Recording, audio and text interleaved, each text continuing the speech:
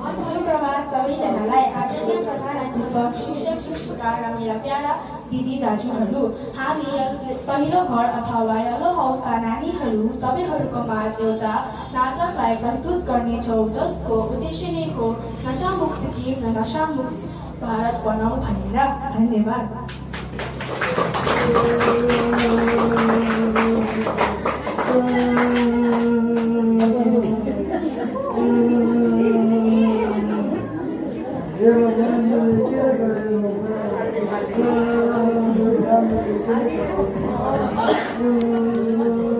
नमस्ते सबैजनालाई। तपाईँहरूको माझ अहिले हुँदै गरेको केटो चाहिँ सुनिल राई हो, जो आजभन्दा 1 वर्ष अगाडि एउटा बेग्लै नानी थियो। उसको जिन्दगी एकदमै राम्रो थियो। उसकोमा कुनै प्रकारको चिन्ता थिएन।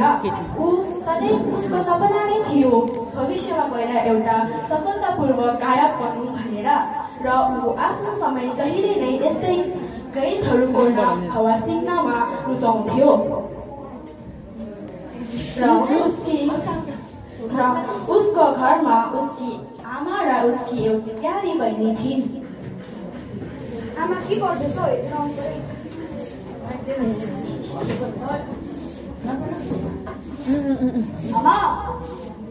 आमा बहिनी, घरमा कोही पनि छैन क्या?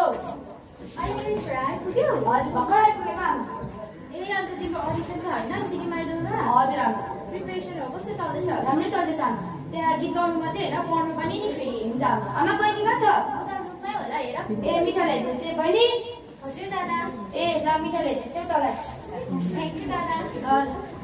आमा सब्जी के पाएछ? पुरा भोक लाग्यो। किचनमा गएर हेर न जे छ त्यही खा। हुन्छ आमा। आज म साथीहरू भेट्नु जान्छु है। ल ल घर चाहिँ छिटो आइज नि फेरि। यसरी ऊ आफ्नो आमालाई कहाँ माइकमा बोल्नु। यसरी नै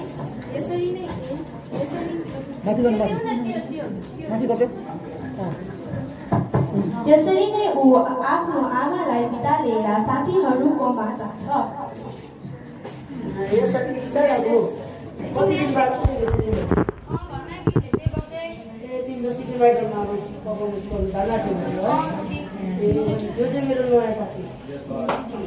अन्त त के हो माथिबाट त्यहाँ खानु टिम रातो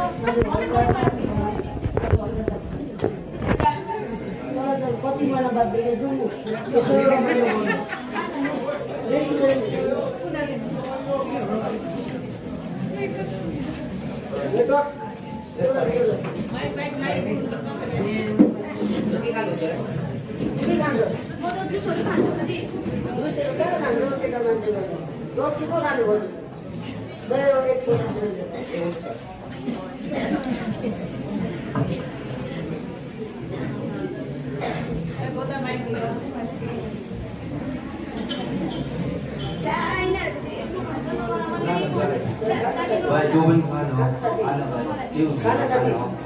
त्यसै नै उसको एक चलना साथीहरूको अगाडि उसले 30 युरोको एक चुस्की लगाउँछ।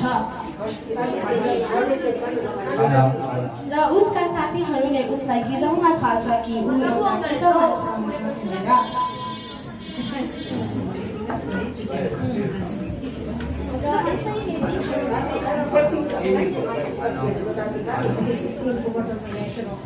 यसरी दिनहरू बित्दै जान्छ।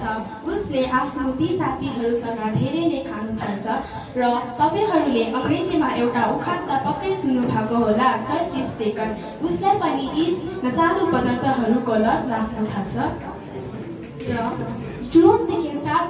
चुरोटदेखि सुरुल भएको उसको ती लतहरू अब रक्सीसम्म पनि पुगिसकेको थियो।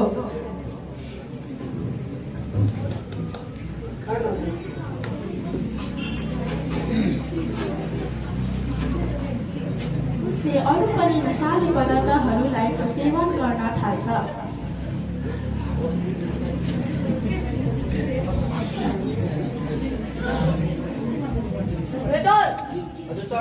के हो बाटो सुनसान छ त? सनसन घाटो गीतहरू बजाउँछ। साथी हल्का रमाइलो गर्नु त।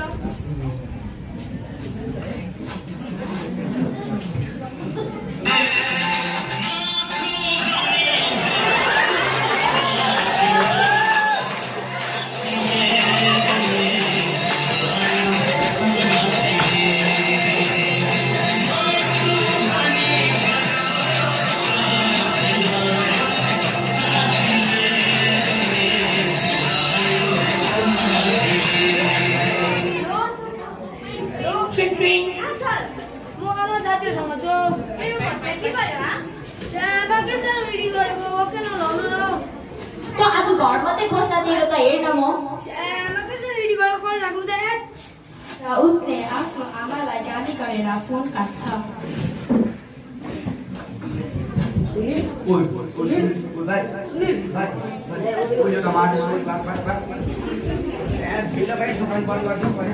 दोकान बन्द गर्नु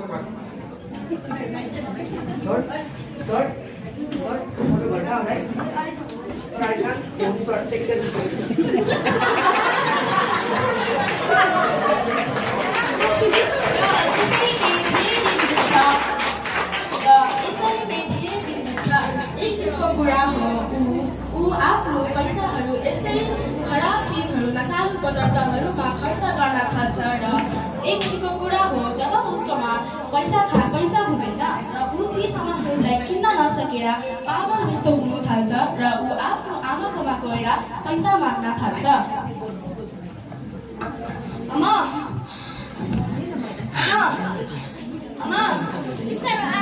करे बसेको दिन रात आमा मलाई दिन्छु सोल्नु सम्झिन म चाहिँ ब्याङ्कको तँलाई दिन डेली दिनु जा उतातिर बहिनी कहाँ छ मलाई थाहा छैन बहिनी हजुर दादा एक्सप्रेसन क्याप्चर भयो लुक हियर तेरो कानको सुनिराख्नु मलाई अबे मेरो कानको सुनिराख्नु आमा यो दादाले त मेरो कानको भाइ अलिक अगाडि आइज यसलाई के भयो यता हेर यता क्याप्चर भयो उसको ती व्यवहारहरू देखेर उनकी आमा र बहिनी छक्क पर्छिन् र उनीहरू आफ्ना काममा व्यस्त रहन्छन् र उसलाई याद आउँछ कि उसकी बहिनीले एकखेप कन्तुरमा पैसा जम्मा गरेकी छिन् र ऊ ती कन्तुरहरू फुटाएर पैसा बटुल्नकै लागि हुन्छ उसकी आमा त्यहाँ आइपुग्छिन् ओइ तैँले यो के गरेको उठ तैँले यो के गरेको हेलो भाइ लाउड स्पिकरमा मैले काम आएछ न भाइ दा समझ हैन भाइ पैसा लिएर आएछ ल भाइ तैँले यो के गरेको जा आमा हिँड्न गर्नु न र पहिला आमा जस्तो लक्ष्मी जस्तो बुझ्ने आमालाई आज उसले हिर्काउन पनि थालिसकेको थियो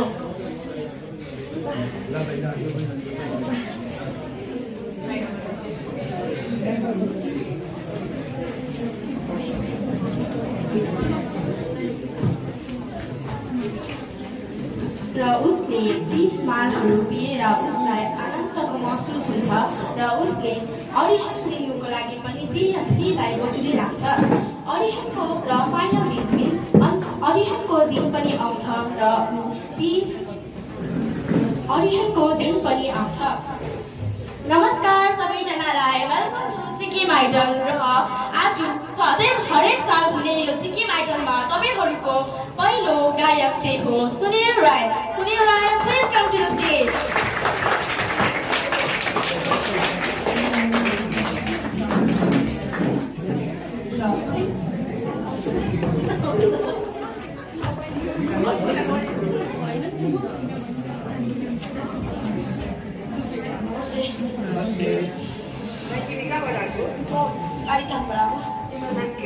मेरो नाम सुनिल राई हो तपाईँले मेट्रिक सानो किन स्टार्ट गर्नुभएको हजुर तपाईँले स्कुलमा कुनै कम्पिटिसनमा भाग लिनुभएको छ तपाईँले कुनै गीत कम्पोज गर्नुहुन्छ ए भाइ तिमी ठिकै छौ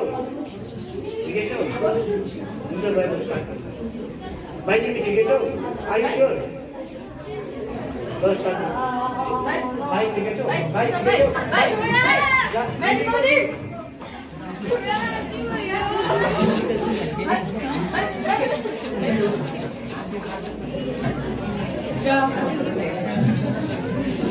हुन खिच्यो तपाईँहरूले त्यसको फल त देख्ने भयो होला उसले आफ्नो सानैदेखि साँचेर राखेको सपनाहरूलाई त्याग्नु पर्यो र यति मात्र होइन उसले आफ्नो आमा बाउको पनि सब विश्वासलाई तोड्यो त्यसै कारण आजदेखि म तपाईँहरूलाई भन्छु कि तपाईँहरूले यस्ता सामानहरूलाई त्याग्नु होला किनकि यस्ताले तपाईँलाई लाभ हुने छैन लाभ त हुनेछ खालि तिनीहरूलाई जसले यस्ता सामानहरूलाई एउटा व्यापार यानि कि पैसा कमाउने माध्यममा राखेका छन् त्यही कारण म तपाईँहरूलाई आजदेखि भन्छु कि तपाईँहरूले पनि प्रण गर्नुहोस् कि नशामुक्त सिक्किम नशामुक्त भारत